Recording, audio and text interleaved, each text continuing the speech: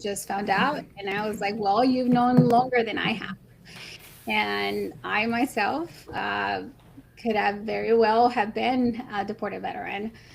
I served in the military for 6.5 years as a legal permanent resident. And for most of you who may not know what that means, I had a green card when I joined the military. I was born and raised in Mexico, Sonora, right across the border from San Luis, Arizona, Yuma. Everybody knows that area next to Baja California, Tijuana, that area. And I joined the military for the promise of free college, tuition, travel, and most of all, citizenship. My recruiter sold it to me like that, right? And I went and sought out the recruiter because I had run out of money for college. My parents were farm workers. Um, they both immigrated and were farm workers. They worked in the fields in Arizona, California, Washington State, and they worked in the fields their entire lives. I am the youngest of six and the baby and the only one who served in the military. I come from no lineage of military veterans and none of that, right? So I knew nothing except that there was a Marine base in Yuma, Arizona. My brother-in-law served in the Marines, and that's about as much as I knew of the military. I could barely speak English, and next thing you know, I'm trying to learn Army. And that was a whole different language. Let's, yeah, let's like, and I want to get into it because one of our panelists tonight is actually a recruiter and was a recruiter. But first, I want to introduce Sam. Sam is actually running for office in the state of South Carolina, out there fighting the good fight. Sam, why don't you introduce yourself? Absolutely. My name is Sam Gibbons. I am a state liaison for 5051 SC. I am a candidate in the Republican primary in South Carolina 2nd Congressional District. Um, talking about the Army and Marine Corps and all the interplays, like I am an instructor in the FSPC program. Um, and yeah, I'm a Marine Corps veteran, so got hands in all pots. Awesome. Last is our media director, Carl, who is also the proprietor of Crayon Eater Media, but also was a recruiter, so is probably going to get weirdly heated when we talk about predatory practices of recruiting. Carl, welcome to the show. Hey everyone, I am Carl Abel. I'm retired gunnery sergeant from the Marine Corps. So we've got two soldiers, two Marines here tonight, which is exciting to see. Um, I was a recruiter, and I am currently the media director for 5051 Vets, as Katie said, and I am in the process of transitioning Cranbox politics to Cran Eater Media in order to better serve the base of customers that we're looking at. So excited to be here and excited to talk about this topic. Yeah, so um, this one's going to be a little bit different because normally it's like structured. There's four people on here. I think we all have very different outlooks on this. But the first thing I want to talk about is like how did we get here, right? Is like Dee, correct me if I'm wrong. That report you sent me, right? So I asked Dee. I was going to meet with the mayor of Jacksonville about a bill that was coming up dealing with fingerprinting, and I reached out to Dee. This was last year, Dee, sometime, and I was like, "Hey, you deal in this issue. I live in a very heavily veteran city. How can I argue against the city and help?" And so she sent me this UC Berkeley report. And I read it, and it was like 96,000 plus veterans have been deported since Vietnam. I mean, Carl, Sam, did either of y'all know 96,000 veterans since Vietnam this country has deported? Was anybody tracking that? Because when Dee sent me that shit, I was floored. Floored. reading through the stories of a Purple Heart recipient, a Silver Star recipient from the Vietnam era during the Tet Offensive, we deported, Hey, right? After years. And it's like, hey, so Dee, can you tell us the scope? When did we start tracking this? What is the like bigger like scope of this issue now since we're 2 years from that report?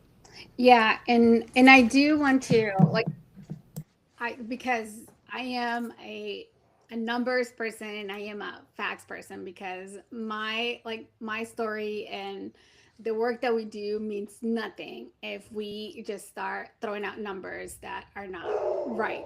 Um, the 96,000 numbers that is published on that report was came out of a PBS uh, I guess article that was published. Hold on a second.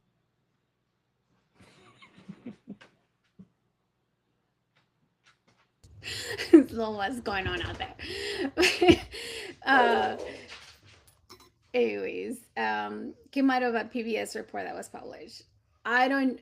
I did some research on where did they get that number from, and I could not find a reliable source from that. So we don't like to quote that number as factual, right? Because I could not pull a factual source from that. And from our work, we have found. Oh, this,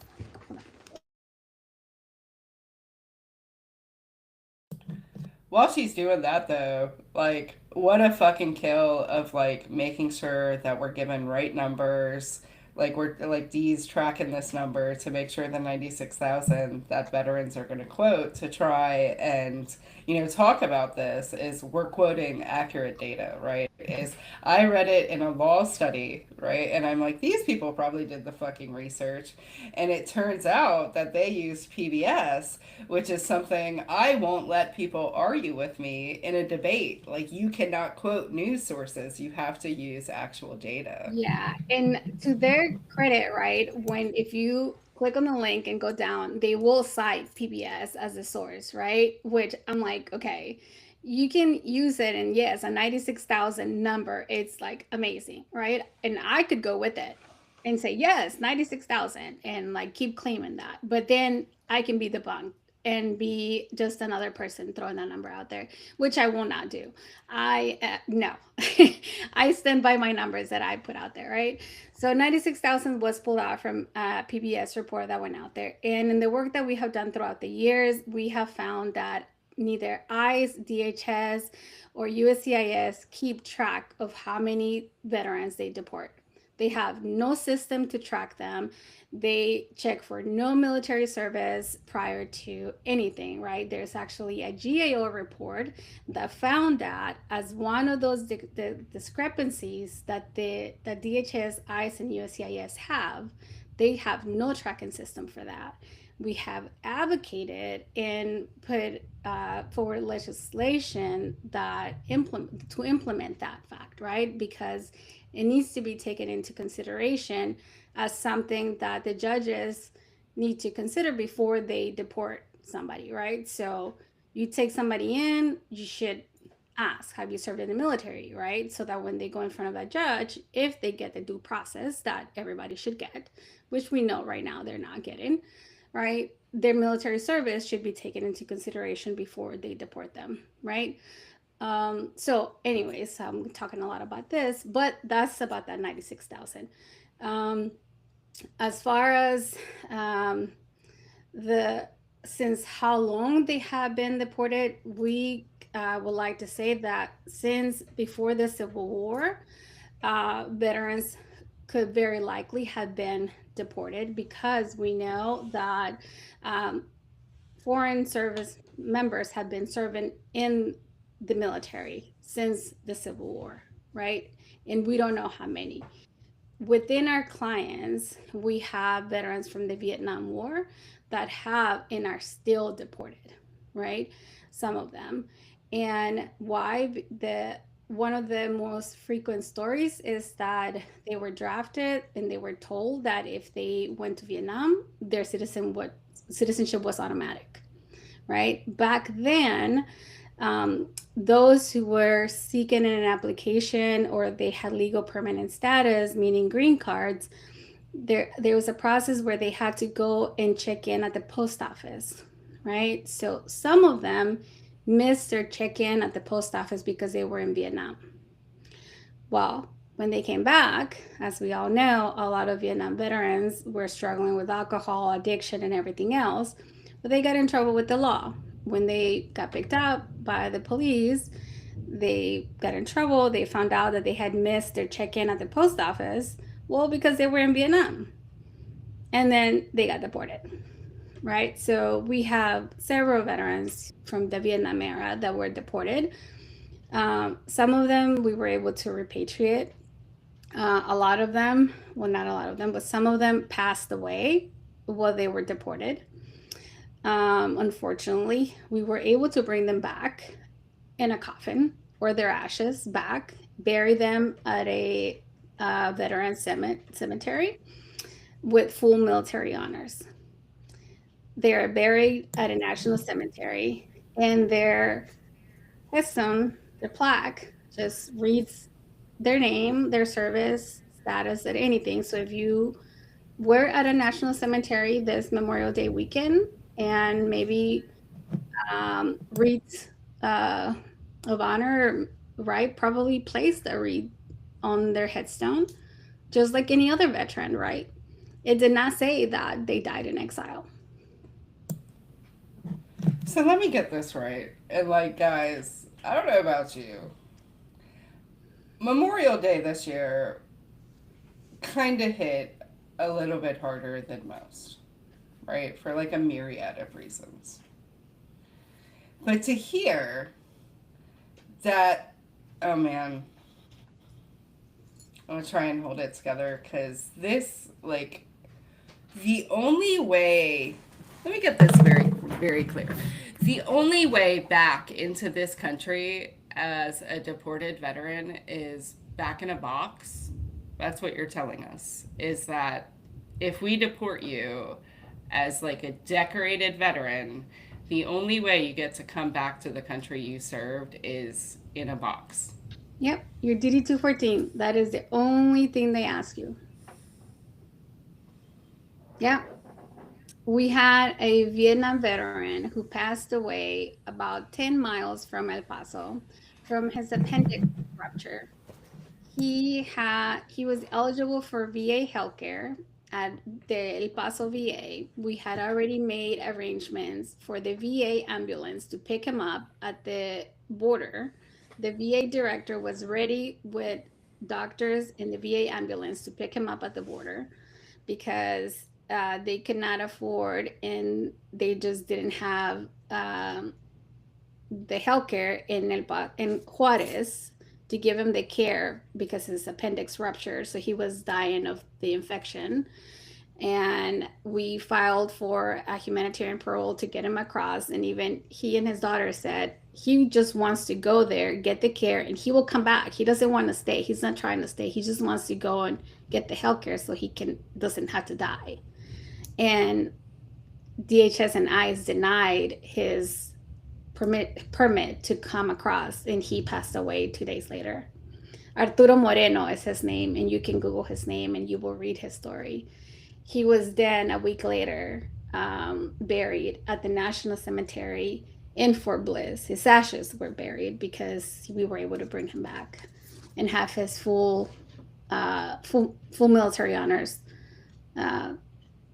memorial service in Fort Bliss. They didn't deem his condition as a emergency. That's what the denial letter read. I always love when non-doctors play doctor. That's a personal favorite of mine. Yeah. He was over 70 years old. Like he did not want to come and be a threat to society. He just wanted to continue living, and he earned his benefits. He was eligible for VA, and everybody wanted to help him except ICE. So I'm going to be upfront. I'm going to say that I'm probably the only one on this panel that um, this issue wasn't even on my radar until this administration. And I say that largely because of the fact that, in my mind, I didn't see any reason why we would be deporting veterans because it didn't make sense to me. And so when I started to see it pop up and I started to see the hearings and I watched as Senator Warren talked to to Miss Nome about how many veterans have been deported during her tenure, and she straight up lied about the fact that there were no veterans being deported during her tenure. And then It Steve Jung came on the iPad and said, "Hi, I'm in South Yes, Korea." Yes. yes, absolutely. It was like this is a real thing. This is a factual occurrence, and it blows my mind that we have the audacity to say, hey, we want you to come and serve in our military. We want you to fight for rights and freedoms. And then when you get home after fighting for those rights and freedoms, we don't care about you anymore. Get out of our country. Like that is a ludicrous thing to say. And it just shows like the moral or the lack of morals that we have at that level when it comes to how we do things as a country. And I know we're going to talk about predatory recruiting down the road, but that's just one of those things that just it blows me away that it's even occurring or that we could even think that it should be occurring. I don't get it. And I have to say, Carl, that you're not the only one, right? And the fact that I only found out about this late 2019, early 2020, right?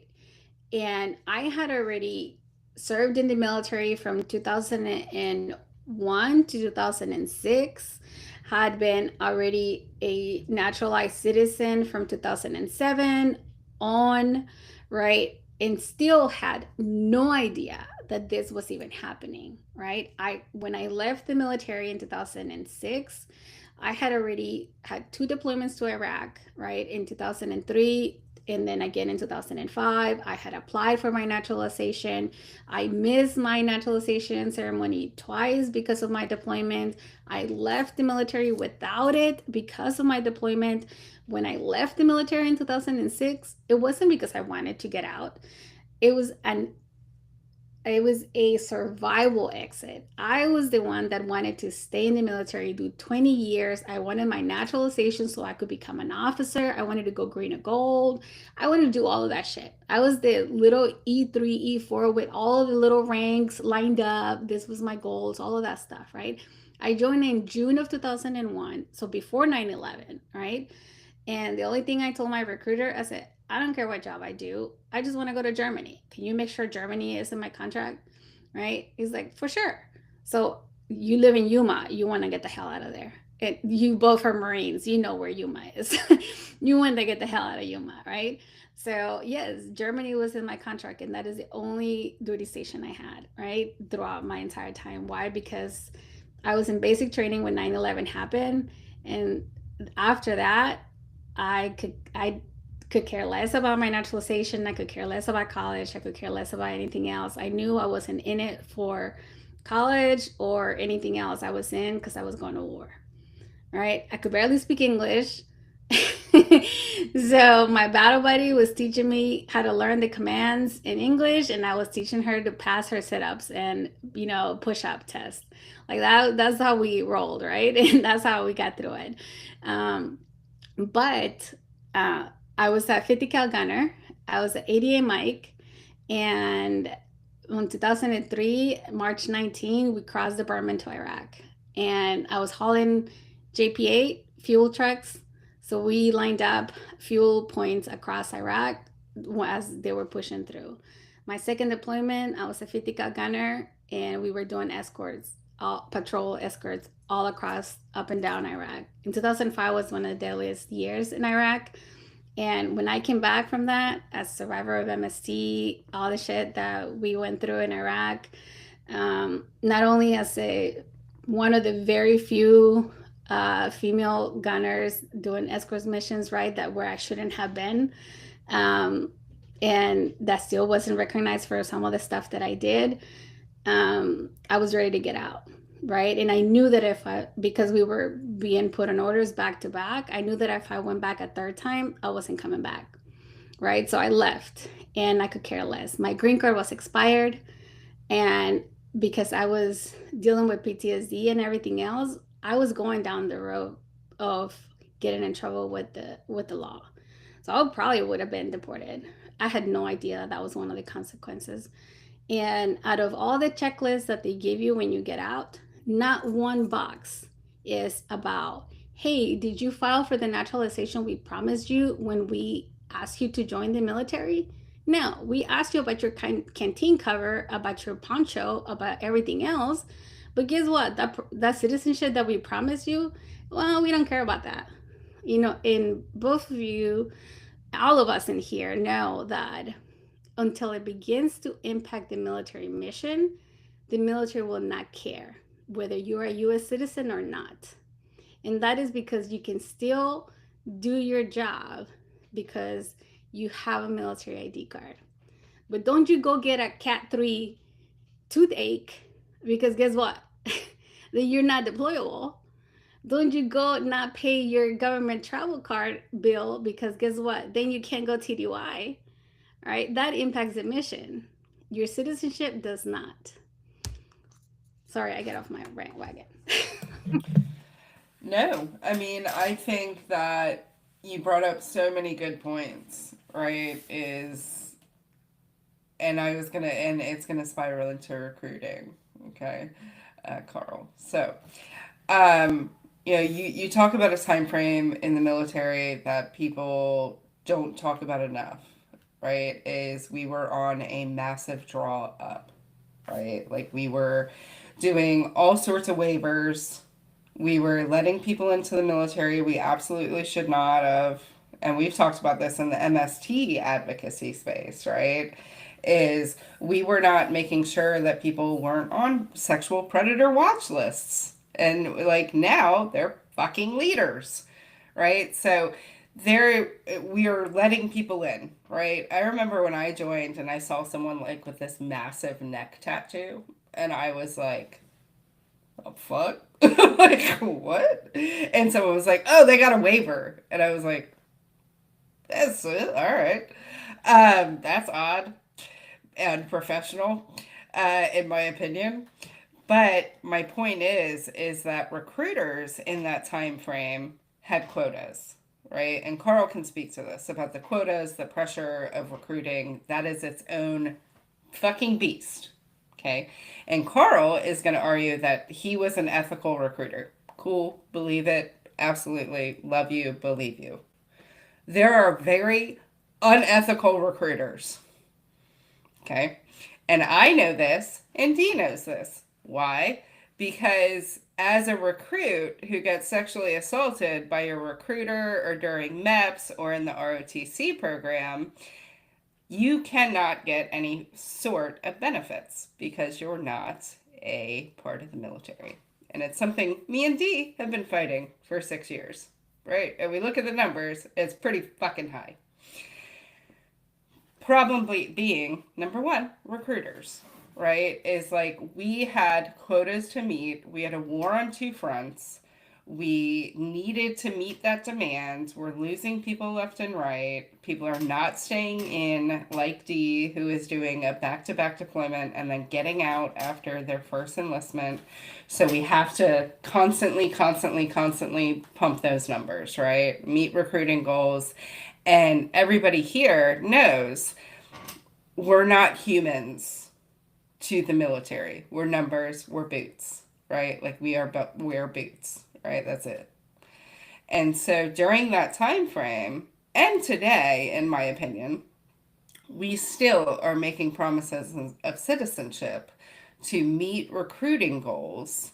And there's another part of this I'm gonna get into about like the system break of how that's not happening within the military. But right now, recruiting, we're making promises that we can't fucking keep because there was problems within the system that's not letting citizenship happen. It's not streamlined. There's breaks. But recruiting. Dee, let me ask you, as someone that was recruited who is not a citizen. What did your recruiter promise you? Because I know when we were working in the MST space surrounding Vanessa Guillen, both of us heard plenty of stories of recruiters going into immigrant communities and promising citizenship. And then immigrant women, not just Latinas, but like black immigrant women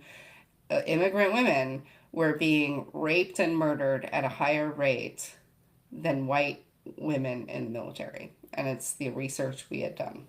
So, Dee, what were you promised? You're muted. Mute. Right. Yeah. So, like I said earlier, right, I knew nothing of the military. My ASVAB score was not as high because I could barely speak English.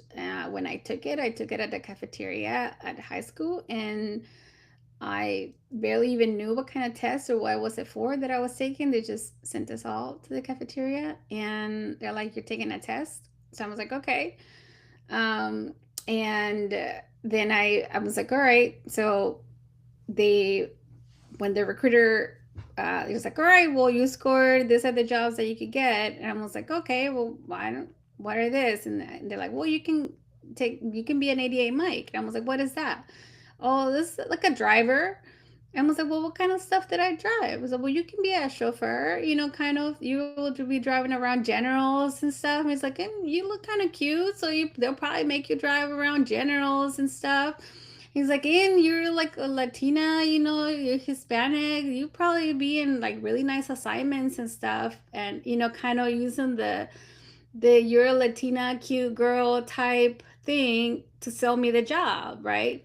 Not once did he say you're gonna be driving trucks, Humvees, none of that stuff, right? I was like, oh, that sounds cool. And I was like, can I go to Germany? Oh, boy, I guess you're trying to get out of Yuma, huh? And I was like, yeah. I was like, I've never been out of Yuma. He's like, oh yeah, you're gonna have fun over there in Germany. You can drink as very young. You don't need to be 21 to do any of that stuff. You're gonna have all the fun. And so it was very flirtation with the thing, right? And then so we went to San Diego to the MEP station to take the test, right? That's where when you're in Yuma, you go to San Diego for that. And he went and talked to my mom first, right? So then we took the trip up to San Diego, and he's like, "Oh, we're gonna take you out to dinner." And so we went up to a late dinner, and he took me to some seafood restaurant over there. It's just him and I. It wasn't like a group of uh, more than us, because it was more than just me that went up there for the MEP station. So it was just him and I that went out to dinner and to the seafood restaurant. And he's like, oh, you can order whatever you want. He's like, you want some wine? Go ahead. He's like, and I wasn't 21 at the time. Right. And I was like, well, I don't think I can drink. He's like, it's okay. He's like, you can order it. I'll order for me. And I was like, okay, well, he's pretty cool. I'm already like, I'm trying to be this is the cool recruiter. Right. So outside of all of that, right, all of the flirtations and all of the cute Latina, you're gonna get to be a chauffeur for generals and stuff and get the cool assignments.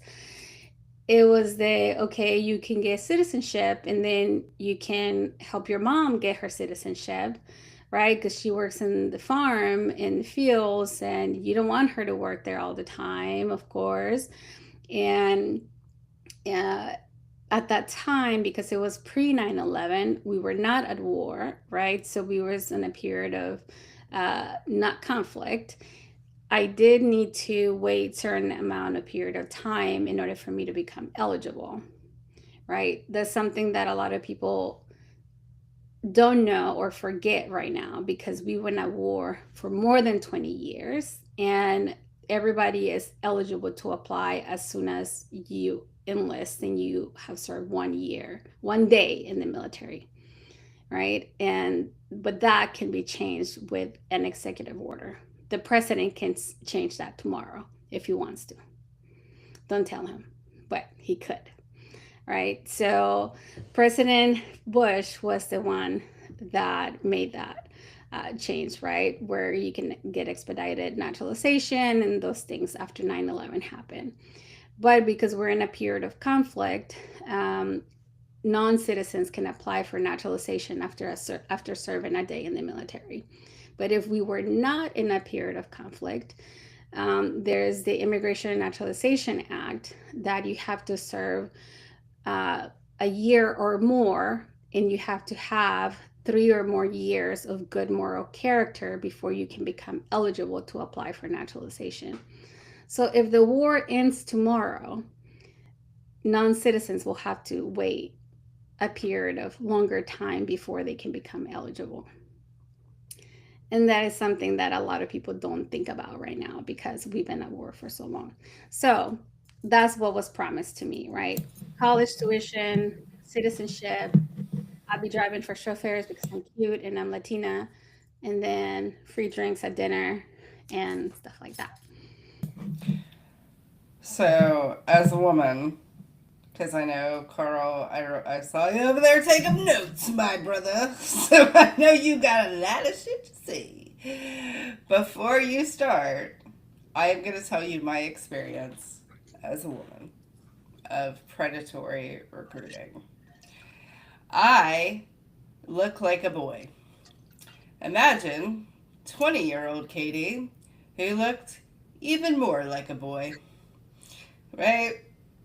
Getting hit on by Sergeant First Class Kelly, right? Like, same kind of story, except for, like, in my mind, I was more confused because I came from a military family.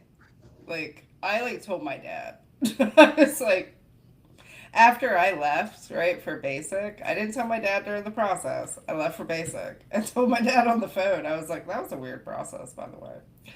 Um, but there are a lot of stories of predatory practices. And what I want to say about what we mean by predatory is we know there's the women issue. That's not talked about tonight. I want to talk about being promised citizenship, right? Going into immigrant communities, knowing, hey, you're not a citizen, we're going to promise it. And my bigger question is, and I know recruiters don't do this, and if you did, like, I am going to be uber surprised. Do recruiters ever follow up? Like, I just like to make sure that the recruits they recruited and made that promise to, like, ended up with citizenship? Like, does that happen? Or is just that, like, not a thing? So, I mean, I'm gonna jump in here. D, I am so sorry, and Katie, you too. I'm very sorry that you went through that with the recruiters that you went through that with. I will never ever say that recruiters are all good people and they're just part of the system and they're being pressured to do the things that they do because that's not entirely true. It's actually not true at all. There are good recruiters that are being screwed over by the way that the system is pushing them to do what they do. But those those good recruiters are the ones that are paying for being good, right? It's the ones who bend to the pressure and allow themselves to slip on their moral values that are the good recruiters in the sense that they've got good numbers.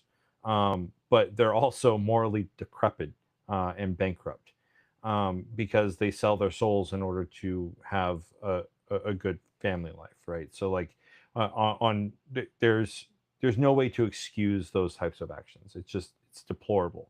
Um, and I have seen firsthand what happens when recruiters do shit like that.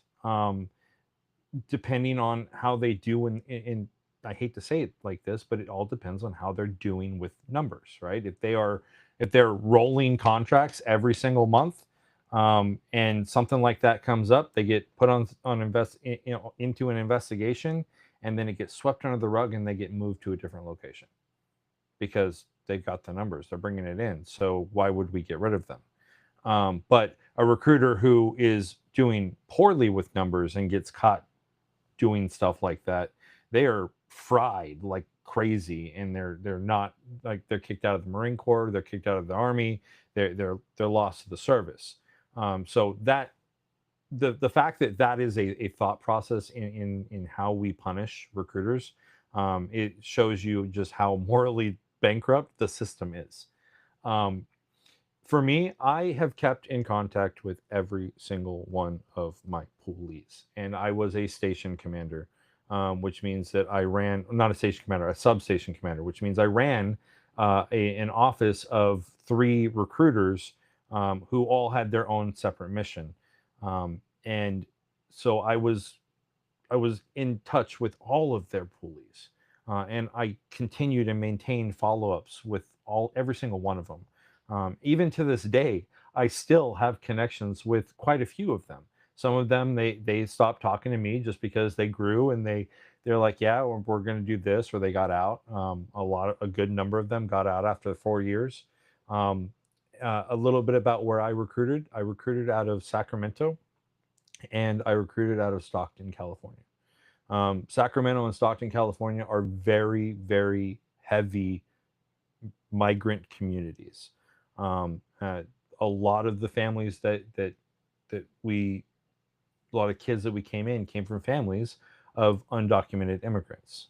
I served as a recruiter during the first Trump administration, and one of the kids that I had, he was what we called the guide. He was in charge of the pool, as far as running the pool for us, and he was on track to go to boot camp. And Trump 1.0 came down, and they put a kibosh on green cards being eligible to go into the service. They put a kibosh on DACA being able to go into the service, and this kid could have walked away.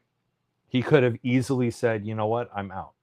But instead of doing that, he remained with us, and he stuck to the program because he wanted nothing more than to serve the country that had given him and his family everything that they had. He was our guide for over a year and a half. He watched kids that came into the office after him go to boot camp and come back as Marines. And he stayed true to the course. Joined the Marine Corps, did 4 years, is a proud papa now, has his citizenship, and he got out. He did what he needed to do, and I am so happy for him. Um, and I'll be honest, again, going back to my unknowing or unawareness of deported veterans, um, that whole situation, like we talk about um, what radicalized us at times, that was one of those situations where I was like, we're doing this wrong. Because I watched as his family made the conscious decision not to go to his Marine Corps graduation because there's a border patrol checkpoint between Sacramento and San Diego, and I was appalled by the fact that a family had to make that decision because they didn't want to risk getting deported because they were undocumented. And so, looking at that from that perspective, what I'll tell you is that, we promise these kids all the time. I always sat down with my kids and I said, "Hey, listen, this is what you're getting into."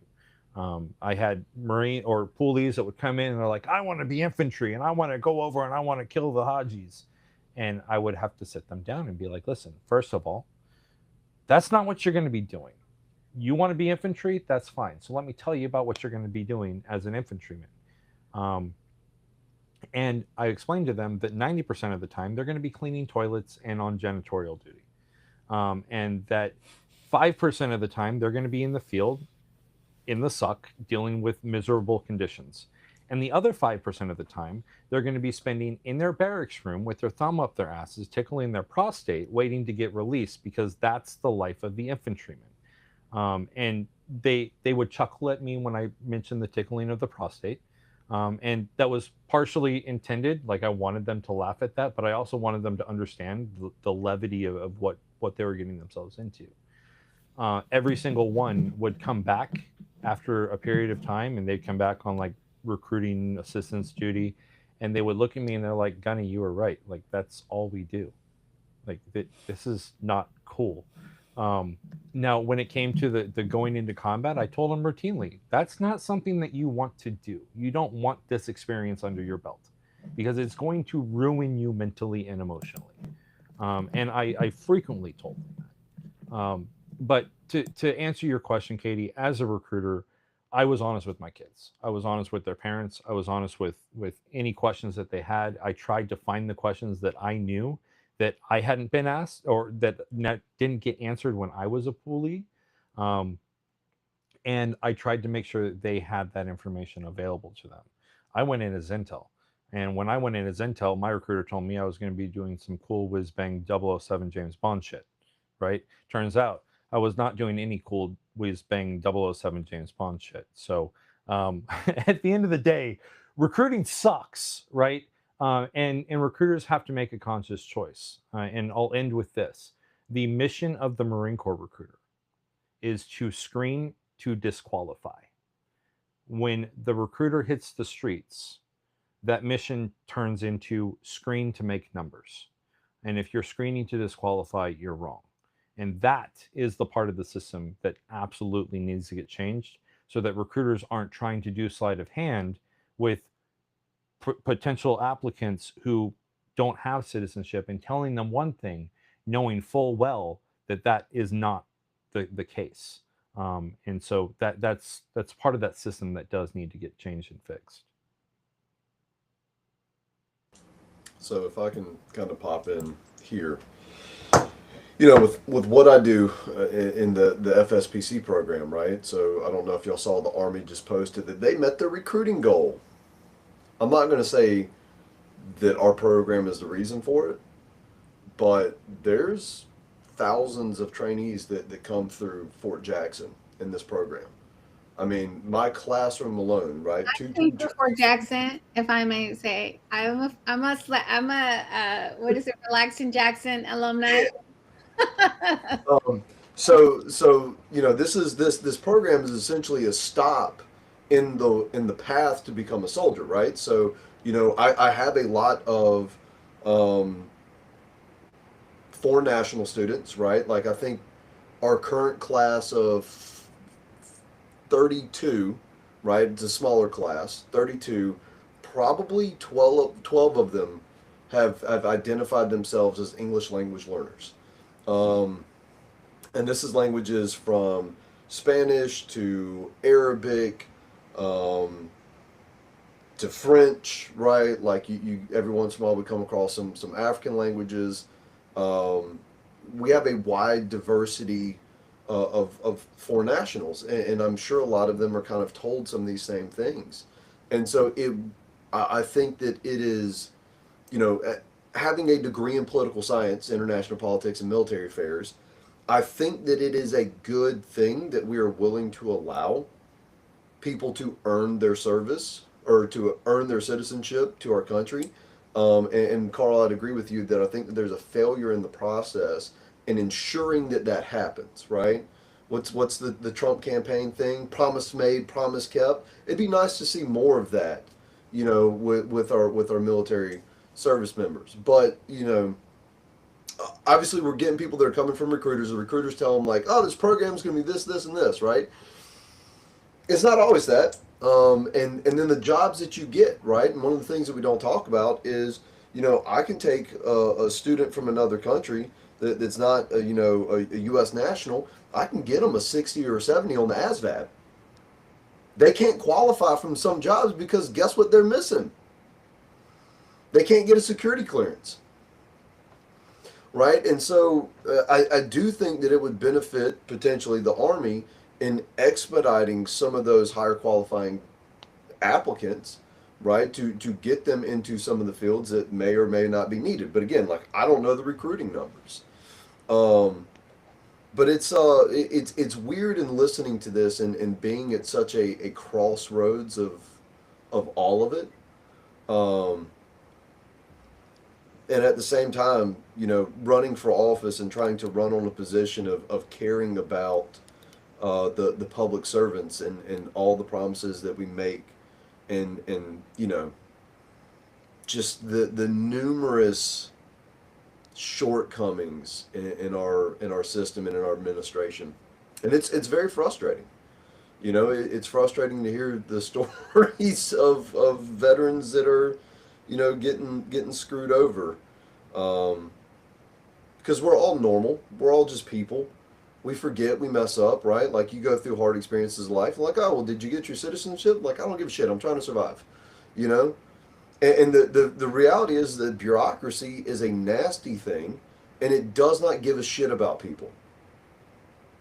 Bureaucracy does not care about people. It is up for the people that run the bureaucracy to stop and to have that empathy, to have that caring. Carl, you as a substation commander, right? You don't have to give a shit. That was above and beyond, and I think that that's the problem. But again, how do you fix that without having good people? And how do you make good people? You can't have good people everywhere. Katie. Yeah, and if I may, because you know how I told you guys earlier, I deal with numbers every day for my day job, right? But if it's something I want, I always like to make sure, and because the people that we like to hold accountable and that make the rules here, right? So just to throw some numbers up there, as of May 4th of 2026, we have a total of 49,709 foreign nationals serving in our military. For Marines, we have 2,659 Marines who are not U.S. citizen serving in the Marine Corps. The Army has 15,000, almost 16,000 serving in the Army, right, who are not U.S. citizens. The Navy has about 8,000, and the numbers range from there. What that tells us, right, when it comes to retention, and you guys been recruiters, you may or may not know that once you hit a certain amount of years in the military, you cannot re-enlist if you're not a U.S. citizen. So your retention is going to go down. Because if I've already served my years of enlistment and I have not become a U.S. citizen, I can't re-enlist. So I have no choice but to leave the military, right? And I believe, don't quote me, but I believe it's either 6 or 8 years. So I think I can only re-enlist once without being a U.S. citizen. I can't re-enlist more than that. I got stop lost when I was in, and that's why I was able to do more than one term of my contract, right? That's why I was able to serve 6 years. And I'll have to do some research on that. But I know that you cannot serve more than 8 or however many years without becoming a U.S. citizen. So that impacts retention, right? When you join in Recruiters Promise naturalization, right? Because military is a pathway to naturalization, right? Because like I said, when during a period of conflict, you can apply for naturalization after serving 1 day in the military. But what happens is there's a pathway, but it's left up to that service member to figure it out and navigate that pathway on their own time, and figure things out. A lot of them are like straight out of high school or married with kids, have a family, and probably like myself, I was in Germany. I didn't have an immigration office right outside the gate like you do at Fort Hood or like you do at Colorado or any other place, right? For me, my family did every application and I had no idea where to even start, right? So there's no office. If you go to the JAG office, no legal JAG in there knows anything about immigration application. You know why? Because JAG officers do not go to immigration law school. They go to legal school, but none of them are certified or trained to go to immigration law. They go to legal school, but not immigration law, which is very different than JAG school. That's a couple of facts. So again, that pathway that they talk about, military naturalization pathway to citizenship, there's a pathway. There's just no office or resources to get you there, other than it's on your own to get there, right? So I say all of this to say it will be very easy, right? And probably could cost no money, maybe some money, but not very expensive, to make just an accountability office and an oversight office to ensure that the naturalization that is promised in recruitment actually happens while the service member is in the military, right? And that we actually deliver on that promise. You know, promise offers, promise kept. What Trump says, like, let's make that happen, right? Because it will probably run the retention numbers up, and you can actually deliver on that promise, and you can actually stand on it when you go to those migrant communities and say, hey, we can actually deliver on this. Sorry, sorry. Go ahead. I wanna ask a question, right? Because two things, two thoughts here on like, because Sam's figures like, how do we fix this, right? Is like, I want to fix this too, right? Is I know that there has been some pieces of legislation that were introduced and then they died. I also know that we're not in an administration right now that's like, happy with making people citizens. However, would it behoove us to on out processing paperwork, right? Like we talked about getting like the JAG stamp, right? Is like if we can't get an accountability office created, could we maybe convince the DoD to just add the box on out processing paperwork for JAG, right? Like I think that that's a cheap, easy fix because you're right. Like getting through TA 50, I don't know about y'all, but motherfuckers.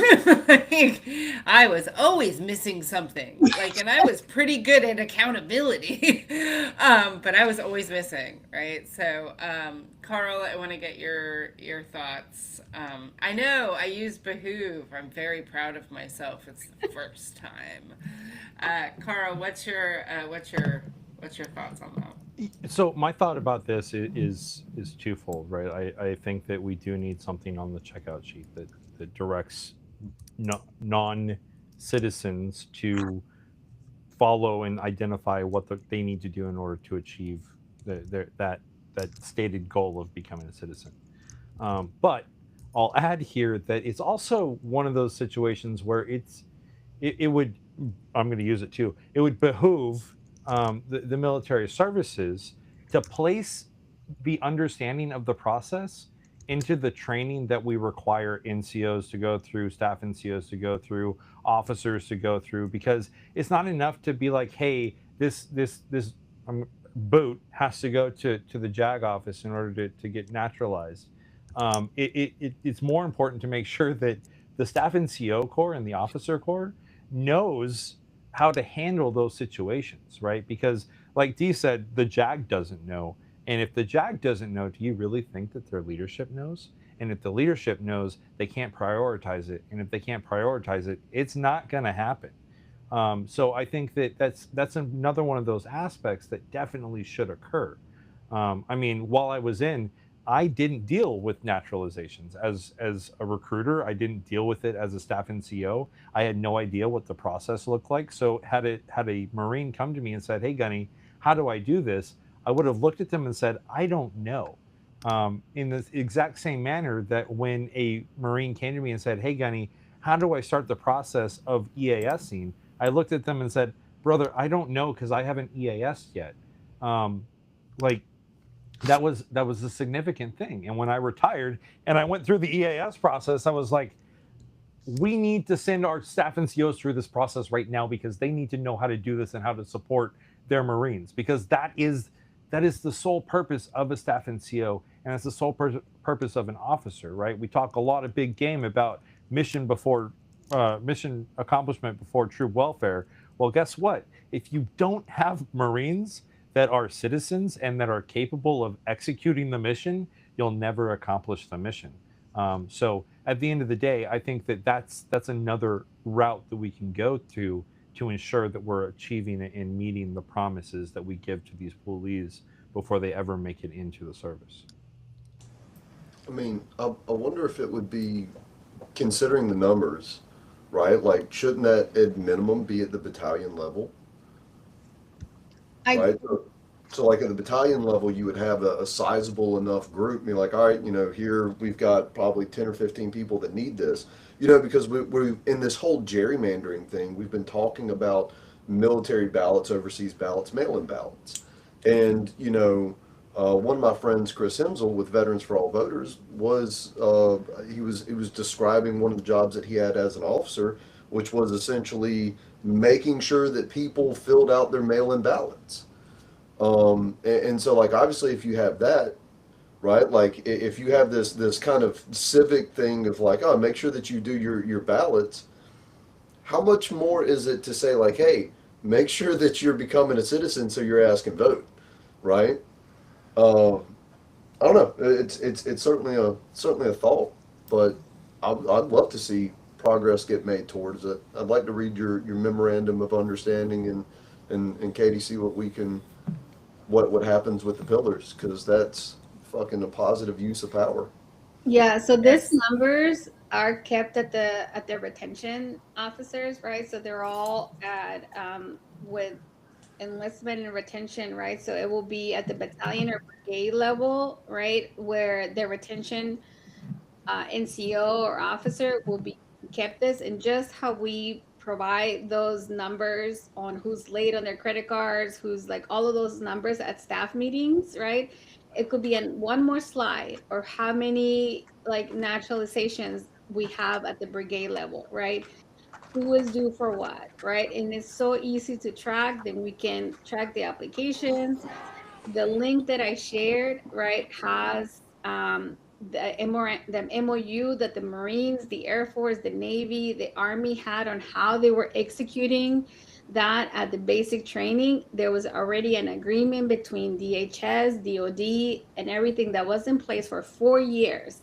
So everybody was already doing this, right? We tried in FY25 to get it into the NDAA because we knew it was working. Everybody already had an office, and we were not successful, right? And we're like, if it's already happening, it's successful, it's working, why can't we get it into an NDAA so it becomes a program, and the Department of Defense is accountable for making sure that it happens, right? Just how we, it's only better, right? And like I said it, and I say it all over again. We want, my organization wants to be an ally to the military, right? Because without the military, honestly, even through all the shit that I went through, like I wouldn't be where I am today. I wouldn't be who I am today without the military and the experiences, good and bad, that the military put me through, right? And because I know the military could do better, I want to help the military, right? So if my little organization with the little people that we have, if you want me to come and brief at the in processing and out processing, briefings on, hey, this is what you need to do, this is why you need to do it, this is the importance of it, call me up. We'll do Zoom briefings in and out all day long, right? Because I know the importance of it through my own experience, right? And I guarantee you, if somebody would have told me what could happen, I would have not gotten out of the military without filing my application. No freaking way, right? And I guarantee you, there's so many of those 49,000 service members right now that have no clue what could be waiting for them out there if they leave the military without their naturalization. And all they need is to know. And by us not telling them, by their leadership not telling them the importance of it, they're doing a disservice to them. But guess what? They're out there risking their lives for us. They could, risk their lives, give their lives for us tomorrow, and we will bury them at a national cemetery with full military honors and not even blink an eye. Yeah. And that's the fucked up part about it. And I think that that is the most amazing way to wrap up this part of the show. Dee, I want you to know, we, as always, I love you. And we are, I always try to partner the best I can. This is something that this organization is very fucking near and dear to us. We have a whole demand dedicated to it, a pillar, all of it. Let's go all in. The last time we did something, we got it in the NDAA. So I know we could probably do that again if we can build the coalition and get the right people on the team to get it done. Um, Stay with us if you want. Yeah, I know everybody like popped in like what the fuck was that? We're going to switch to our field report. Like we're kind of going out of order for the last section. So I want to bring in Tom. Tom is on the ground at Delaney Ice Facility in New Jersey. Tom, tell us what is going on at the ground on the ground. Yesterday, a veteran was taken. He was also released. But Tom, tell us what's going on there. I wish I knew how to switch the camera around. But right now they just had a detainee vehicle come out. They're pretty much storming on the vehicle. I guess they're looking for a medic right now. Let's see what the hell is going on. Let's see what's going on. Uh, yeah, I mean it's starting to wrap up. Um,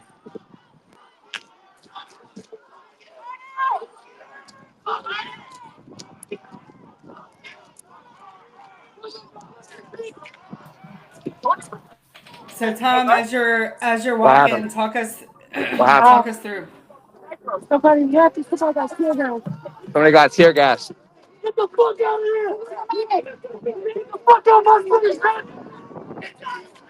You guys hear that? Okay.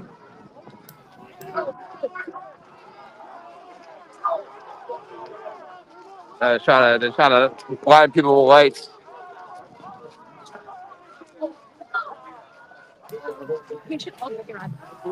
What happened? No, no. What happened before? Or, Yeah, someone got pepper sprayed. I don't know if anyone got hit by maybe like hit by a baton, but yeah, they just So either someone got hit by a baton or pepper sprayed. I'm not sure yet. But it's fun. There's yeah.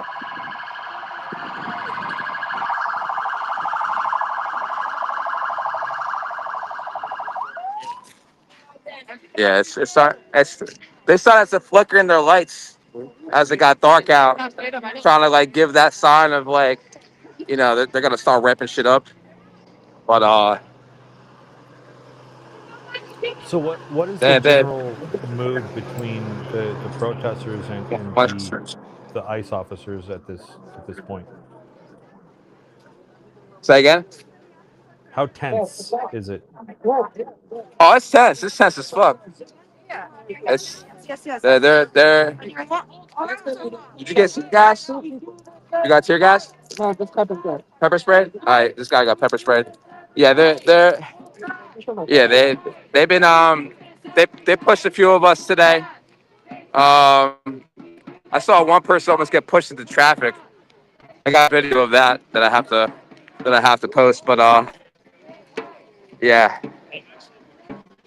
I mean it's a sensitive subject, and people are not okay with just what's up. Random people doing things. I know a few of our friends were trying to do some art, and they were just like, "Hey, we want things to stay on topic, stay on point." It's just a lot going on. Somebody got pepper sprayed. Yeah. So I Hey, mean, so Tom, let me ask you some questions. How many people are out there like right now? What's the peak? What are I we would looking say at? about 500 people are here. All right. How much you think? Is that Jazz? I mean, it could be close to 500. I mean, there's about maybe there's probably like 30 ICE agents out here, holding the line. We got We got camera crews. We got status quo out here. Like there's a lot of media presence. There's a lot of mutual aid going on. There's a lot of people bringing supplies. So Um, Tom, let me ask you this because I know you're directly tied into the organization that's been there for a year doing this work. What is needed there? Like, they need supplies? Do they need medics? Do they need marshals? What do they need from they're the gonna need general a lot of community? marshals and medics. Definitely Marshals marshals and and medics. medics. And definitely as much goggles and um anything medic related, anything safety related, definitely is needed. Um, and people that are really trained in de-escalation, um, because shit gets wild quick. All right, so anybody watching this right now, hear me. If you are a veteran and you are trained, do not show up to this place untrained. If you have some training in medic, martial, de escalation, report to the white tent, and check in. Do not show up, but these people need our help. Tom is from a partner organization of ours, Fight Against Fascism org. Um, Veterans, hear me. Show up, be helpful, do not overrun. They need help, and if you need medic supplies, if you have them, your community has them, and you can get them out to these people, they need medic supplies. All right, like, we got a direct ask for, like, send medic supplies. Please email us, we will send you how to get it to them. We need community right now, but we also need peace. All right, like, the uptick in violence out there, I know Tom is saying de-escalate, de-escalate, de-escalate. um, Tom, what else? Like, I heard Jasmine out there. That's the woman that you hear is Tom's wonderful wife. Always out there caregiving for her veteran.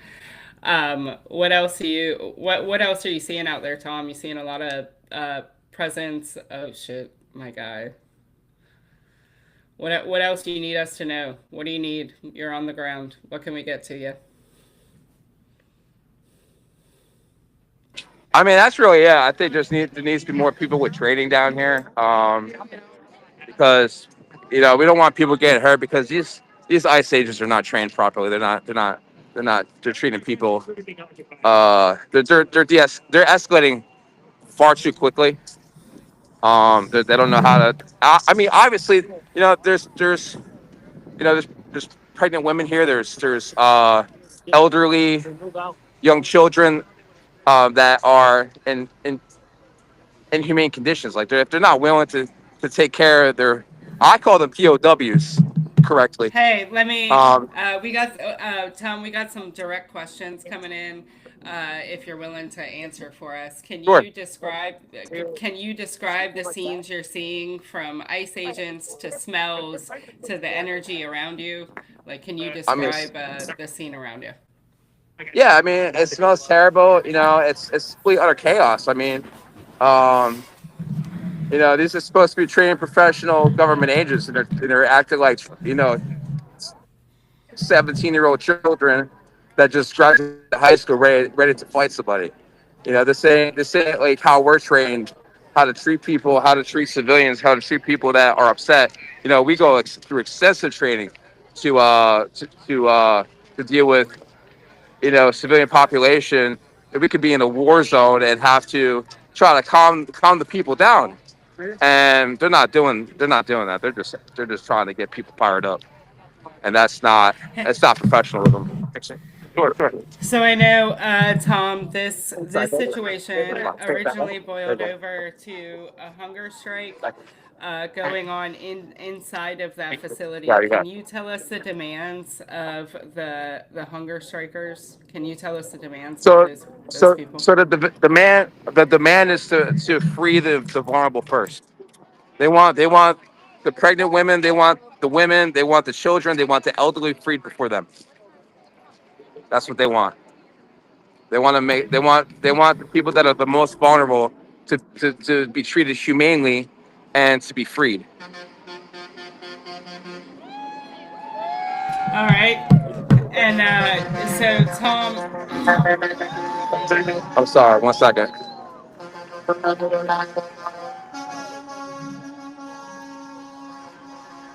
It's live out here. It's live. hey, we get it. There's apparently two other veterans out there that you know Rory. Rory knows them. We'll try and find them in the crowd. Carl, can you describe them so that we Oh can find shit! them? Yeah. So But they I know Trip's out here. On Fuck the News, he's out here. There's a few veterans out here. the description is that they're in. Uh, I You got cannot Mercado pronounce this News. word. White kifas. They are vets. Yeah, One yeah, of yeah, them, yeah, one of them was a Gitmo guard, yeah, and we're being told yeah, that they're willing to be interviewed. yeah. Travis is him. I was talking to him today. Um, The other one is Buddha. Actually, I think he's right here. Yo, Trip. Yeah, yeah. What's going on? hey, hey, what's up, man? This We're is you're hello. Yeah, it was live. 50-51 backs. Oh shit, We're what's going live on, with guys? My bad. Cam Higby's standing next to me. I'm getting kind of irritated. He's right fucking there. He's That. been out here all day. Cam Higby, he's a fucking right lane piece of shit. Oh, that dude. Yeah. With the bicycle helmet on. Yeah. Bicycle. Bicycle. Hey, Yeah. Tom, Yeah. focus. Yeah. Tell us what's going on. What is going on? Why are those two veterans standing They're next to you? just they're just Explain that yelling to at the me. ICE agents and they're putting spotlights on people, trying to act. So nothing like trying to calm people down when they're already upset, right? Well, you're saying you got Yeah, a ring, a ray 100%. window over there. What's up? You got a little ray window over there. Oh yeah. Man, that shit was Uh, bright. God damn. so, so Tom, from what you're seeing on the ground, do people they're planning on staying out there for as long as this hunger strike is going on, correct? Oh yeah. Nobody's planning Yeah. on leaving. Yeah, it's What gonna be an all night situation, and people aren't gonna leave until they leave in handcuffs. So it's an unfortunate situation, but and but this these are the this true started. patriots right here. This specific part of the protest started on Monday, correct? I believe so. I can't confirm that, but I know that this has been going on for a minute. I think they're about to escalate. They being the ICE agents or they being the protesters? They're about to escalate.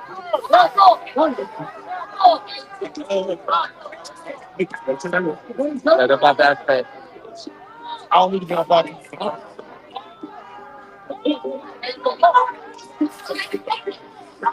Yeah, complete utter chaos. We got Ricardo over here, Ricardo Media. And then we got this goofy over there. Then we got the rest of we got the Ice Agents getting ready to ramp up because people can't just ignore stupid. So And you said it sounded like there were counter protesters there too. Can you tell us, are they actively trying to escalate with the ICE agents, or are they being standoffish and away from the main group? um, a lot of the protesters are agitated. The right wing agitators are trying to agitate the protesters, so they do something, so ICE can do their thing.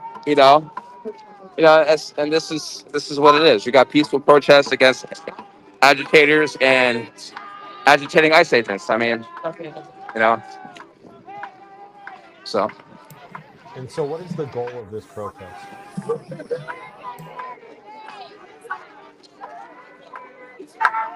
And they got people, playing music, trying to be peaceful, trying to bring it down. I got everybody on his ass. Yeah, I'm not arguing with him again. yeah. Just make sure They're not gonna hit him, but Yeah, I know, but we don't want ICE to fucking start. they're not gonna do shit. They needed him to move. Yeah, yeah, no. Whatever Tom, he's ask making, I from the Tom, side. ask him if we can ask him some questions. Sure, sure. Trip, you wanna ask some questions? What's up? Hey, we just wanted to ask you a few questions. How long have you been What's out up? there? Who's How that? long have you I've been been out out here there? for son. I've been out. Stop. Take your mask off. I can't see. Hey, what's up, bro? I've been out here for 2 days. The Porta Johns all the way down there. Said how far? In the bathroom. Right? Okay. About 3 days. I'm sorry. You're all good, man. Yeah, 50-51 What's back on the her. what's the vibe been? It's been violent. Are they being like are they taking it down, or is it continuing to be an The uptick in first violence? the first 2 days, it's been relatively violent. The ICE agents don't seem like trained. When I talked to one of them the other day, I was asking him questions. He's like, "Oh, I've only been on the job for like 3 months."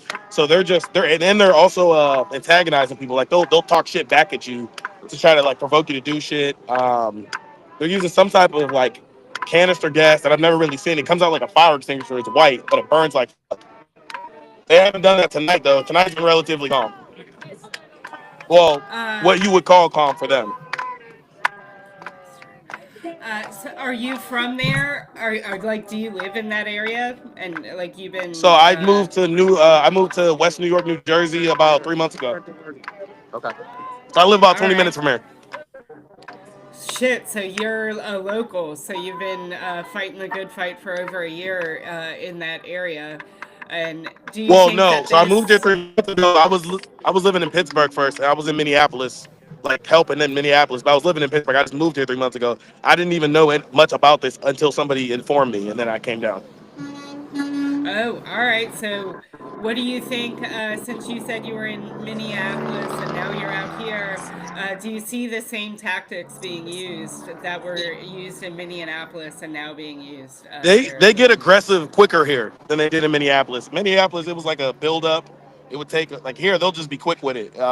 Especially if you start trying to block their vehicles and vans trying to leave the facility. They're very quick to get aggressive. Them? What, bro? They were gonna try and block No, this? no, no, no, no, So, no, no, no. Oh, I'm doing anything. oh, My bad. that's interesting. So they're getting quicker with their aggression, and you're saying so there's a new tactic being used, a different type of canister of smoke, and I mean, I that's haven't seen them also use it. So there's mace. There's mace for sure, but whatever the other shit is, it's like tear gas level shit. yeah, it's tear. I think it's not. I don't know. I don't even know how to describe it. It's just it comes out like whitish, and it's more smoky. And once it hits the air, it's like it clears you can't breathe. So so. it's definitely a little I different. That sounds interesting, and I'll be researching that. So, what do you, as somebody that is local there, what do you need from people outside? We're a veteran group. We're all over the country. What can the country get to you? What do you need from us? I think out here the main things that they need people and I saw a train. a lot, yeah, people who have some medical like training, even a little bit. It's a lot of like they're just using water. I mean, they're using gloves, water. There are medics out here, but they're also swamped. There's only like 4 or 5 medics, and then just random people trying to help. There's people out here trying to pour milk in people's eyes, which is not good. That's actually not the safest thing to do. So it's just a lot of ill-trained people who are upset. Yeah, and we've seen that, right? Like in Minneapolis when it first like sparked, right? Is like trying to get trained people there to help the people that were there. And so, I applaud you for You being okay? out there. You good? Okay. Sorry, somebody just fell. Oh no, you're good. We are, like I said, we're a national veteran group. How have they treated the medics? We saw last night a veteran get beat, snatched, and Oh, hog tied they and don't. drugged Yeah, off. They don't care if So, you're a medic, press, or just a person protesting. They're hitting everybody the same. They don't really so care they're who not. you are. If you're in the way, they're Yes. hitting you. They're doing the same thing to the pro ice people who keep backing up into them. They're doing the same thing. And they maced one yesterday. So they're just They're just swinging more no on. matter what. Yeah, they're swinging. If you're in the way, you're getting hit. That's interesting because obviously you were in Minneapolis as a veteran group. We worry about Alex Preddy, another Renee Good, and now veterans being hogtied and drug off. And you saying that there's an uptick in violence. So we need to get you some medics and medical supplies so that we can help your local community. Is there anything Yeah, I else will. you I will need tell you us to this know? too. Well, one thing I want to add in Minneapolis, they were grabbing a lot of people and dragging them inside Whipple and then just letting them go hours later and like taking their phones. They're not taking people here. It's like rare if they take you. They'll just beat you and then just like leave you for us to deal with, like to help you out if you need medical attention. There was like people bleeding yesterday. They tased some dude in the rocks. They took him to the hospital. And I think just let him go. And then they dropped a journalist or somebody they picked on one of the medics. They picked him up, drove him down the street, and then let him go.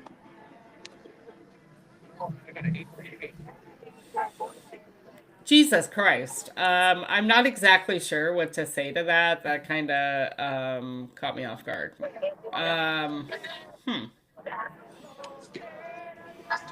Yeah, this Well, is guerrilla warfare up in this motherfucker. Yeah, as long as yeah, no vehicles aren't shit. coming out with, I think it looks like as long as vehicles aren't coming out this back gate, they aren't really messing with the protesters. As soon as a vehicle comes out, that's when it just turns left real fast. But like I said, the main thing is just people, attention. They have a lot of supplies. I don't even think they need. They have water, food. I mean, people just drop food off or order pizzas down here. But it's mainly like people need to be prepared. They need better they need like Midox for their eyes instead of like just like I have saline solution, which is cool. It only does so much, especially whatever they hit us with last night when we got home and we showered. Yeah, I know mace and all that shit does it, but whatever that was, we were itching until this morning. Like it was hard to get off your skin. Yeah.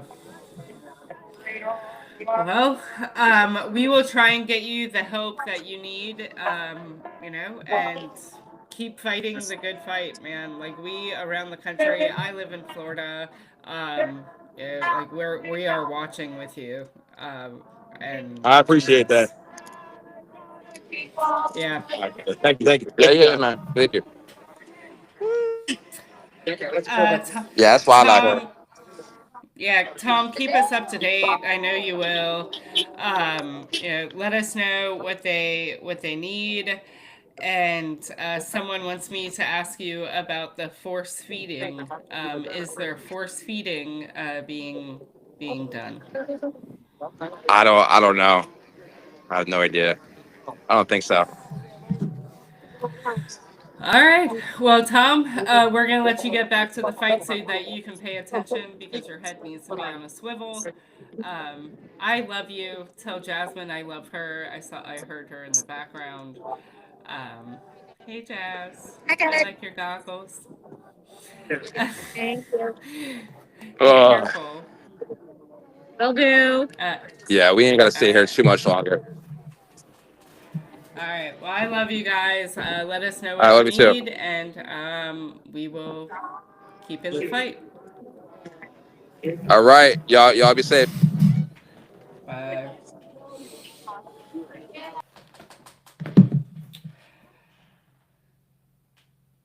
Well, that was fucking wild. Yeah. Yeah. Yeah, I'm interested to do some research into that new chemical they're using. Ain't you? That's my specialty. I did chemical warfare for the government. And so I wrote that down, everything that he just said, so that I can look through my handy dandy book and figure it out. I have three in my mind that it could be. And it would be interesting if it turns out to be one of those three. So, yeah, that's a fascinating twist in this story. It's a great point. Yeah, yeah, and on top of that, the other piece of that some of those officers have only been on the job for 3 months. That if they've only been on the job for 3 months, that means that they do not have the training. and I don't care what is being said on socials or what the government says. Like, the Marines send Marines through 12, 13 weeks of training, and that's still not enough training to prepare them for what they need to be doing in an actual real life combat situation. So for them to say, oh, they're getting the training and then putting them out there in this type of a situation where they are engaging directly with protesters, is a cop out, to say the least, in my opinion, at least. Well, I mean, the thing is, I mean, ICE has been what the. I'm looking around my bookshelf to see if I I have. was like, what the fuck are you doing? I was I like, have. is Sam currently losing his shit on I, live? I have. Because I I have am a fucking whole bookshelf of utterly shit. concerned. And so I was trying to see, like, I was given. I have like an entire like the course for CBRN from the Army from however many years back. That's floating around somewhere. Or I was looking for my Marine manual to see if it was potentially in there. Anyway, Were you um, chemical? no, it was a gift, and I am a hoarder. And when people are like, "I don't really want this," like, do I want information on chemical weapons? Absolutely, I do. What edition is it? Because they combined the MOSs now at Seaburn E. See, that's just it. I don't know because I haven't really had a reason to dig through it, but I like having reference material. It's probably a And now good I time can't to find it brush because up. I've moved. But ICE has kind of been Trump's like personal army, right? And so to think that they wouldn't just fast track or waiver or whatever they want this personal little militia to send around. I mean, of course, it's ICE nuts, isn't right? even like ICE is concerning, right? Like going on, but like let's be real, like that weird guard, National Guard unit that has been created Mm-hmm. is the one that is more concerning that nobody has talked about enough. Of like, what exactly is that for, right? Is National Guard was created so that they can protect the states in case of emergency, right? And the overarching theme is that the governor holds control of the National Guard unless it's called upon by the President of the United States. So, why would there be a unit that was created specifically that falls under the purview of the It would have to be the DC Secretary? National Guard, right? Secretary, Oh, direct command. yeah, that's weird. It's weird. And no, I mean, The I National remember Guard is them a creating weird it. organization in and of itself, though. So we're not going to sit here and shit on the guard. I'm not shitting on the Guard. I'm just saying, like, they're the roles and rules that they follow fit into a gray area, Yeah. whereas like us active duty folk, we have a very black and white rule book. The National Guard is more gray area in nature, so it's easier for bad actors like the current administration to call them up and use and abuse them in a manner that the active duty, like, regular force would not be able to be used, if that makes sense. That's so I'm not shitting on them. I'm just shitting on like their where they sit in the grand scheme of things as far as the gray area goes. No, and that's valid, but because I'd say like the Marines only have a reserve, right? So even within the reserves, we're still federal, right? But the National Guard, your commander in chief is the governor, unless you are called into what is it, Title 10 or Title, I can't remember the other title. But there's two sets of orders you can be called up under. Um, so yeah, you're right. I mean, it's a gray area. Um, but you get into states like South Carolina, we even have like a South Carolina Guard. Not even a National Guard, we have a State Guard. And the commander for the State Guard, the general for the State Guard is the sheriff in Richland County, Leon Lott, which is wild. But that's a volunteer position. You get a tax write off. That's all you get paid. I think it's weird, right? Like my hiccup with the National Guard, that the gray area you're talking about, Carl, is pussy comitatus. Is there is a gray area there that they can exploit because they're not active duty. And Hmm. so it is that weird gray area that's exploitable. And that's how they're being able to do what they're doing, is that you can deploy the National Guard, right? Because of how the structure of the National Guard is.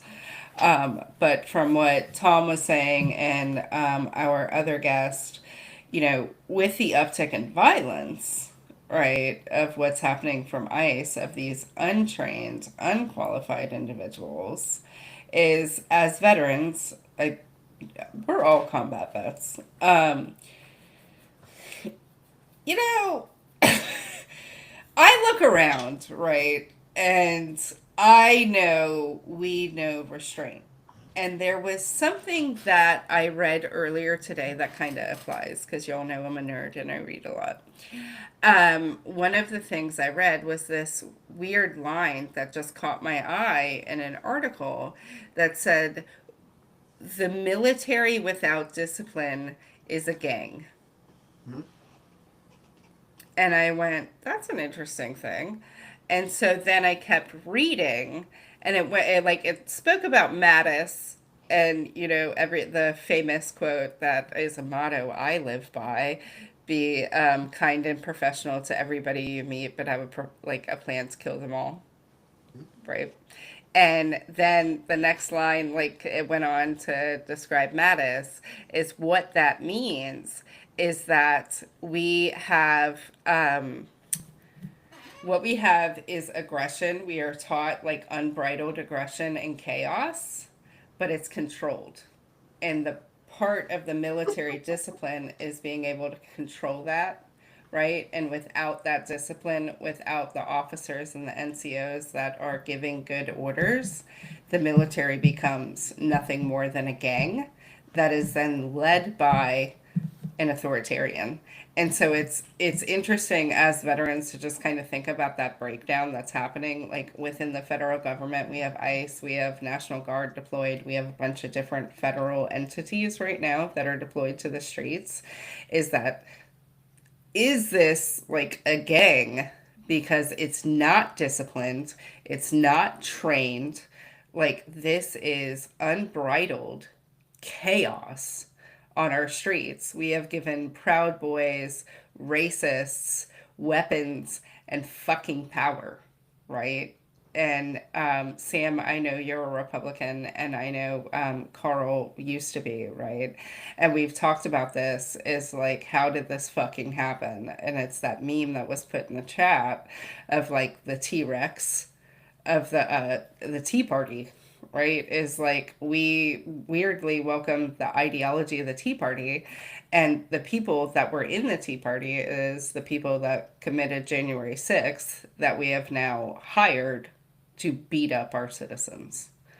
And it is just fucking insanely wild to me that we have veterans that are cheering this on, right? We have veterans like Tom and Tom's wife Jazz who are out in the fucking streets actually upholding their oath to this country and to their fellow citizens out there to protect people, while on the same breath we have veterans on that are probably out there on the other fucking side. Like, let's be real. Like, there are probably veterans out there in the pro ICE counter protest happening.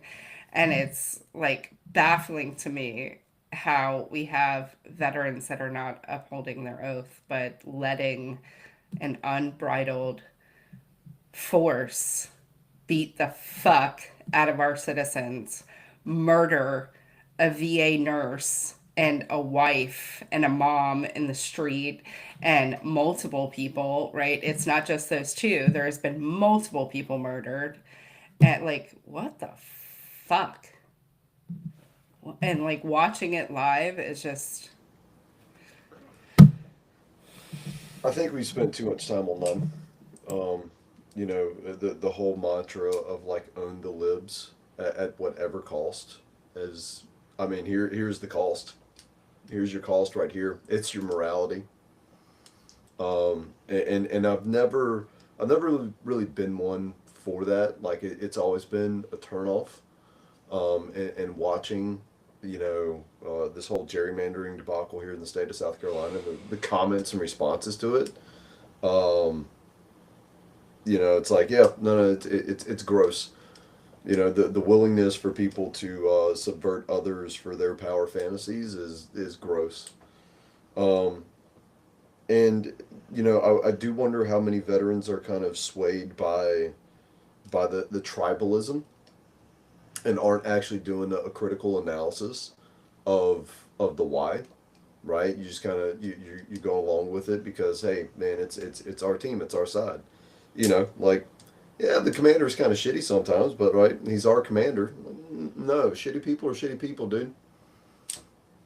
Like you're not in the military anymore. You don't have to follow a fucking person, and you shouldn't Well, that and unless they are our oath decent. is against all enemies, foreign and domestic, and we routinely, a lot of the other side routinely forgets that and domestic part, unless it applies to what their Lord and Savior tells them is a threat, right? Like, I mean, last week I vocally on live came out as a proud member of Antifa, and I stand by that.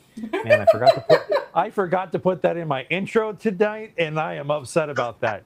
But the reality is that we have this oath to defend the Constitution against everyone that is an enemy to the Constitution. And when you look at it, the commander in chief that we have right now is a direct fucking threat to the Constitution. The way that ICE is acting and behaving is antithetical to the Constitution. The fact that we have or had a candidate for governor in Minnesota who was unable to elucidate the fact that everyone on US soil is or rates constitutional protections and rates their constitutional rights to be protected is a problem, right? And that is the issue that we face is that failure to understand that the threat is not the people that are defending the Constitution. The threat is the people who are actively engaged in tearing it down. Yep. That's the wild part, right? Is that we look around and we see what is happening. And Sam, like, I know this is going to be kind of sidetracked. You will be a little bit proud of me. I had a small win with my mom today. I go to dinner with my mom every Wednesday. And today, I finally convinced my mom that we should stop funding Israel. And yeah, I know. I was like, and I like laid it out, right? And she is a diehard MAGA. And I was like, from a funding standpoint, it doesn't make sense, right? Is we believe in the America first, but we're not America first. And so it was like my one small win of like, hey, maybe, right? Like maybe there are people out there that are starting to listen to what is actually happening. Because I know when we posted the video last night of Adam, the veteran, getting beat and drug, one of the comments I read was, this wasn't even on the media, right? Like, this didn't even hit the national news. And I was like, yeah, we know. That's the point, right? Is like, they're not gonna put it on the national news. They don't want to show you federal agents beating the fuck out of the American public, right? Like they're just not gonna do that. They're not gonna show you ICE agents shoving pregnant women to the ground. They're not gonna show you the shit that's actually happening. And then we have veterans who are just like, yeah, man, I love ICE. Right? Me and Carl were talking about it. We had a guest on Saturday. Was it Saturday, Carl? A No, it candidate, was right? Wednesday. So a week ago, Minnesota governor candidate running for office, Republican, veteran, immigrant, pro ICE.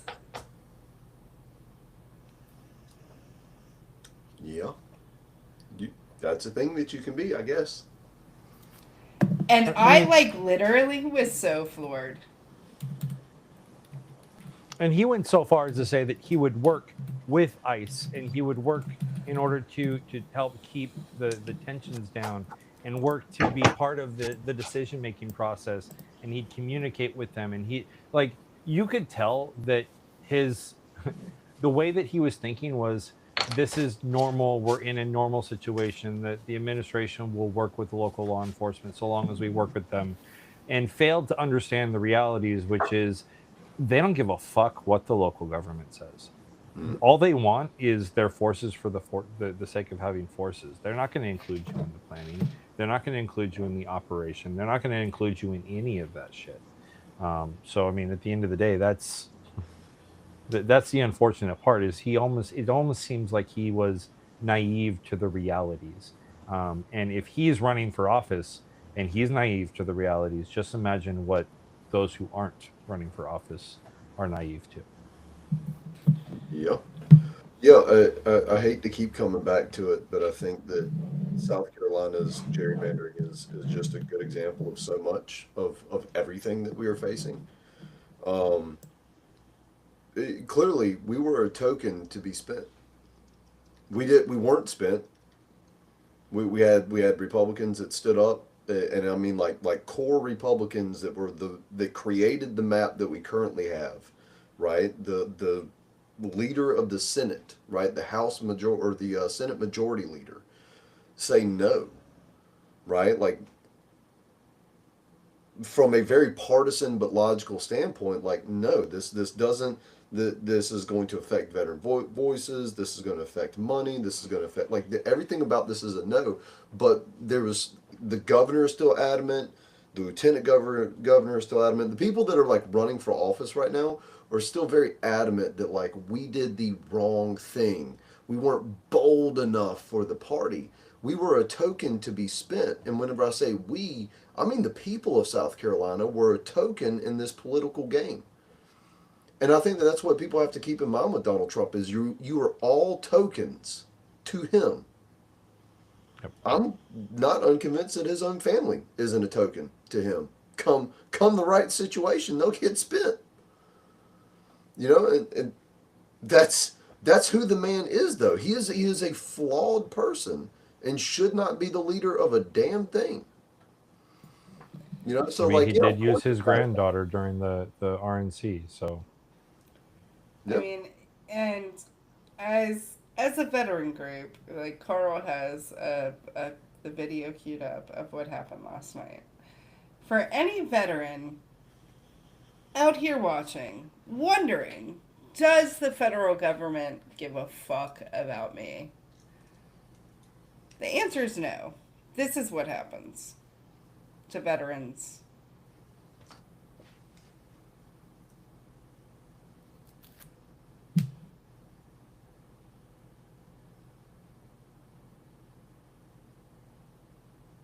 Is they are shoved to the ground, hogtied,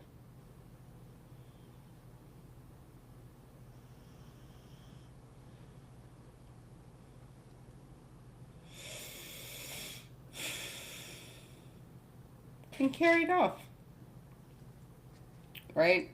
Is I think one of the comments on on the video that we posted, and we won't even post them, but is I commented from my personal page is I said like something along the lines, "This is what fascism looks like," and I got a laughing emoji from the guy I was replying to.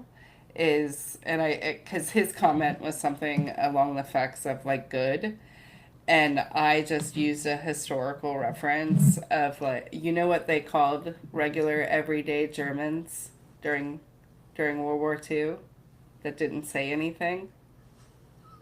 Nazis. They I called bet you them did not see Nazis, that one coming.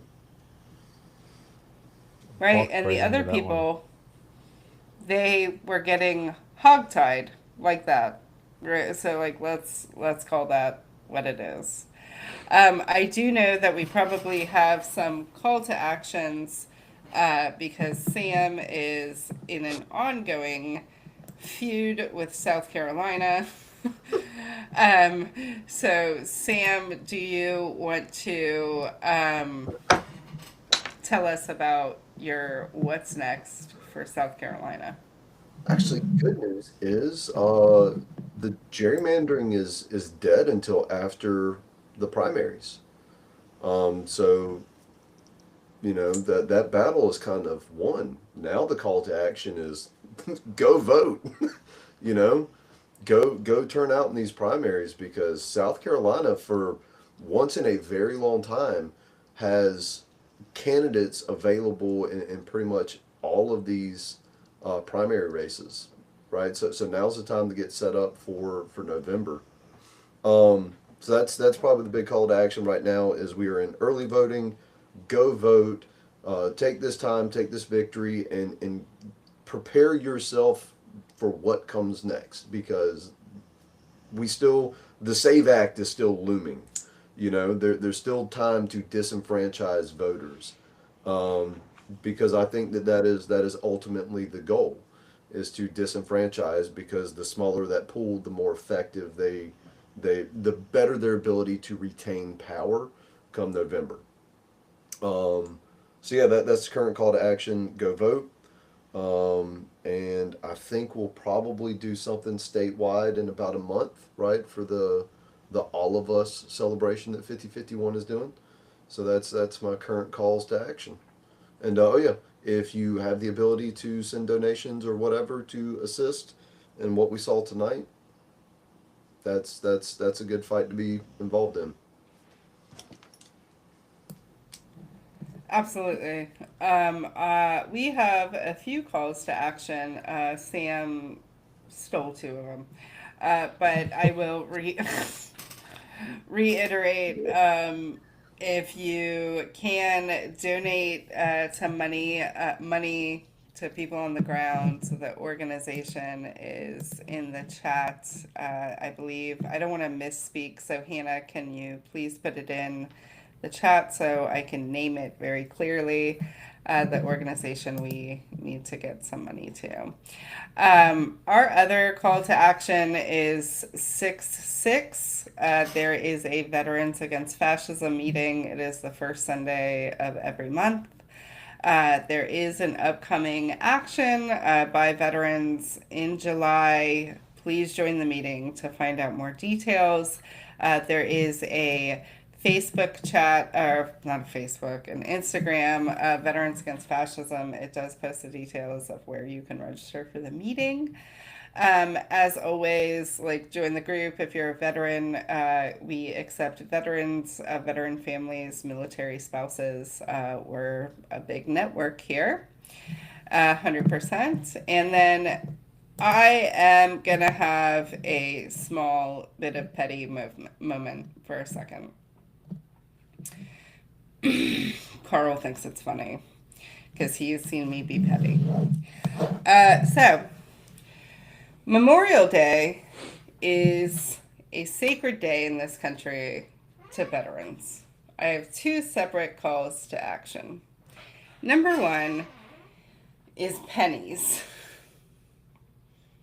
So veterans came to realize, maybe it was just fucking me, that we stopped minting pennies. And there is a tradition with national cemeteries and coins.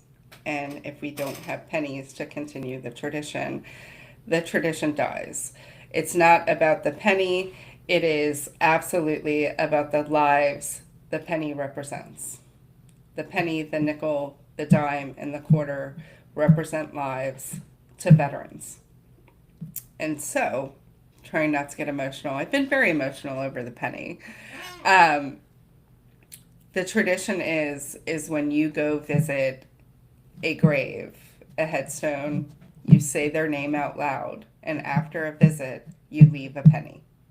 It lets the family know that someone has come and that person is not forgotten.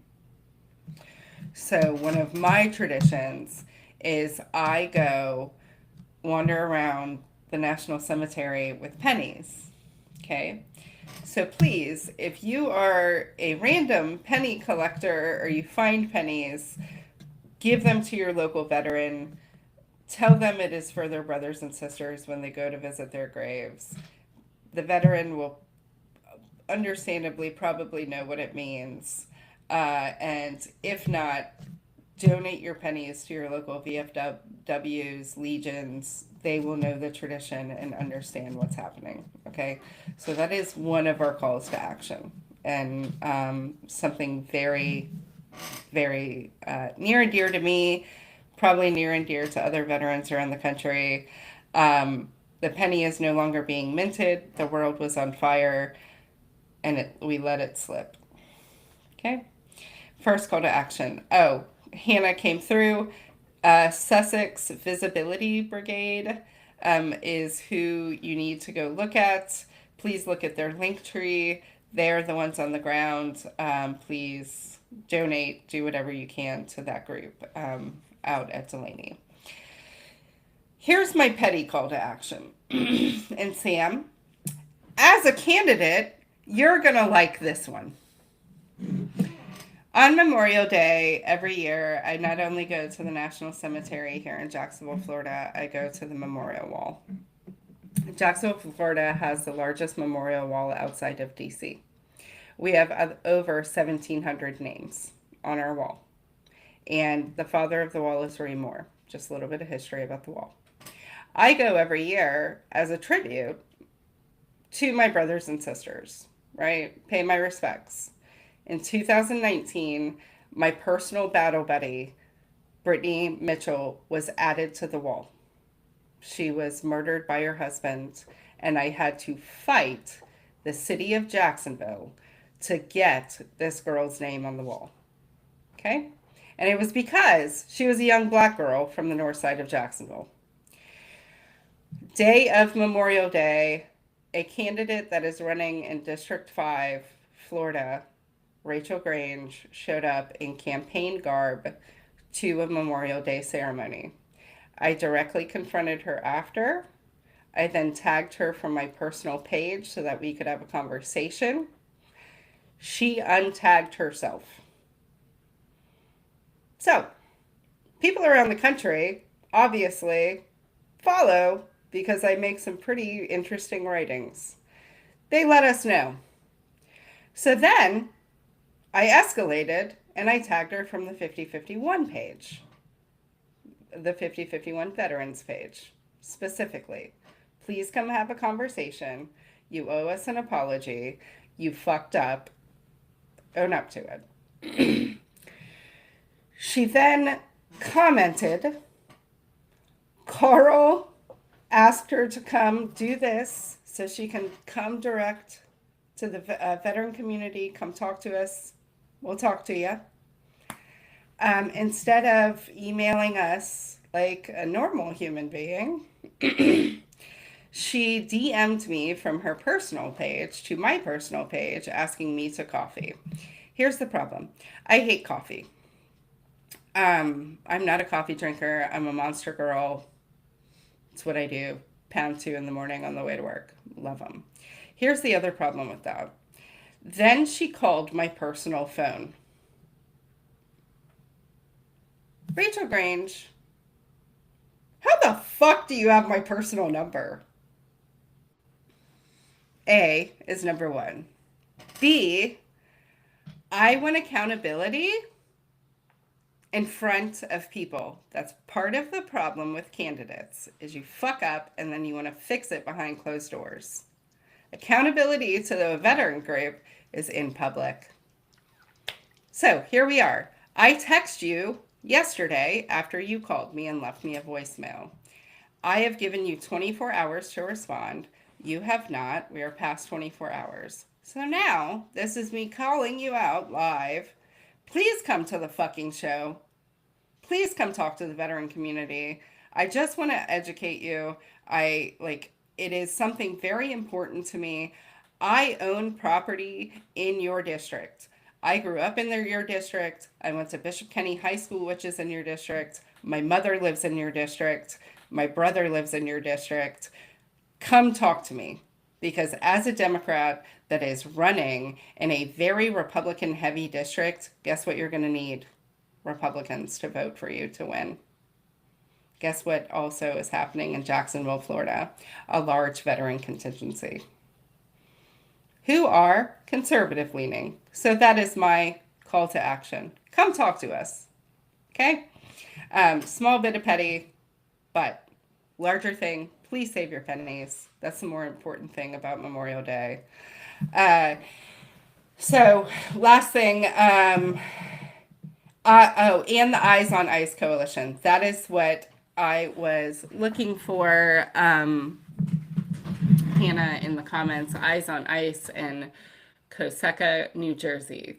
So if you are going to donate money, Sussex Visibility Brigade, Coseca, New Jersey, and the Eyes on Ice Coalition are the human beings you need to send funding to that are running Delaney. We are running short, so I am going to do a quick safety brief. It is going to be very endemic as to what is happening. Safety briefs happen every Friday, end of business, whatever, by your officers, or it's normally NCOs. To remind you not to be a fucking degenerate over the weekend. We like to do that to veterans because we're degenerates most times. I like how both of you just kind of, yeah.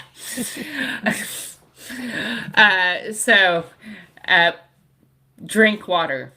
Right? If you're going out doing actions, you need to stay hydrated. You absolutely need to drink water. Make sure you're eating, right? While you're out there too. People are out there donating food and sending food. Make sure you're taking the time to replenish. You need your strength. Make sure if you are going out to a highly volatile situation, two things are happening. You have the proper PPE. All right, like make sure you're going out there with the goggles and stuff like that if there is irritants coming your way, right? Don't go unprepared is the bigger safety brief issue there. Don't go unprepared. Also, when you show up to actions like this, don't go up to overrun. You go up to help. We as veterans, we show up to support, right? Like we are there to fit in, right? Fit in and get along. That's what we're there for. Okay, so keep that in mind when you show up. Not only to Delaney, not only to Minnesota style stuff, but just in general, right? If you're showing up to a general protest, don't be an asshole. Okay? Other things. Mental health. I'm going to get real for a second. Memorial Day was very, very, very hard on veterans across the country this year. It just hit completely different for a lot of us. And I saw the comments across the country. Please take care of your mental health, right? Like PTSD is real. We can spot it because we got it. We know what is happening has your PTSD a little bit unhinged, even if you're maintaining your mental health. Maintain your mental health, call Battle Buddies and check in, go to your appointments, take all medicines. If something is not feeling right, it's not right. Go tell somebody. Don't sit with that shit, okay? We, as veterans, know suicide rates are skyrocketing. As the crisis hotline is being cut, as VA employees are being fired, veterans are killing themselves at VAs again in this country. So mental health, mental health, mental health, okay? Other things, check your tits, right? Our vice president is, I know, like, I see Carl, he's like, what the fuck's happening? That's what I do when, like, people accuse me of being a man in a woman's restroom. I'm like, you think I would choose these? These things suck. But if you are the owners of these, please check them. Our vice president is actually going through breast cancer right now. She had to have a double mastectomy. She's going through chemo. Please do self-checks. And then I found out, and we had to add, men, you have to check yourselves too. So check yourselves, do all your medical checks, make all medical appointments, don't skip them. The one that you really don't want to make. It's probably the one you need the most. Okay. Take time away from this community. This is very stressful, anxiety inducing work. If you sit in this community 24/7 and you are not taking time to go touch grass, spend time with people you like, not doing activism, not constantly engaging, please, please, please take the time out of this space, right? Other things. If you are going to show up places that are putting out calls to action, and they are putting out a calls to action and a need, and they have an ask for something like a trained medic, don't show up untrained and say you're trained. Don't fucking create chaos. Don't do that. Like this right now, people are scared. Okay, like I won't even lie to you. I'm a little bit nervous. Me and Carl have talked about it. I think it's toxic fucking positivity that the elections are going to happen free and fair. I'm a little bit nervous. People are getting scared. Don't show up and lie to people. Just be honest. We need honesty, camaraderie, community. Okay. Other things, well, I won't even go there. I will say be safe. Our duty as veterans, right, is to protect the people around us. There are vulnerable people in the streets right now. They are scared. They're looking to veterans for leadership and for protection. That is what we are there to do.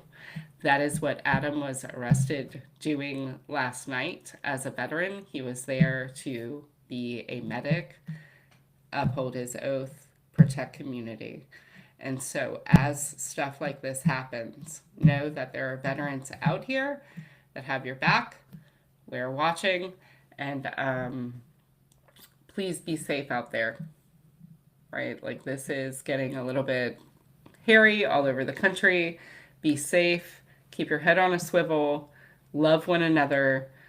They're like love and protect one another. We're all we got. I have it tattooed on my body. We all we got. We will see you on Saturday night. Hopefully Rachel Grange replies to us, and maybe we'll have her on. But no, seriously, please watch Delaney. Get them whatever they need, but please don't show up if they're being inundated with people. Don't send stuff if they have enough supplies. Like listen to the on the ground organizers of what they need. Don't think you know what they need. Ask, ask, ask. That's all I ask. Have a good night. Stay safe.